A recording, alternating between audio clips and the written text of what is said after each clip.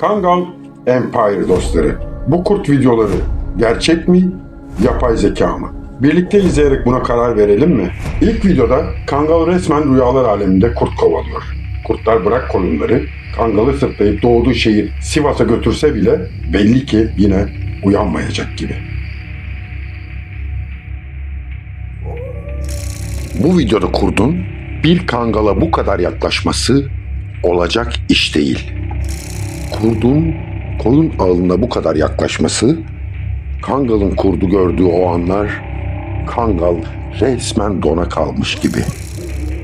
Kangallar kurtlar tarafından çepeçevre etrafı sarılı halde, adeta abluk altına alınmış. Ben kurdun havladığına hiç şahit olmadım. Sanırım Kangal kurt karşısında biraz ürkek gibi.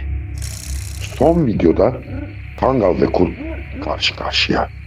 Kangal bağlı olmasaydı sizce durum ne olurdu?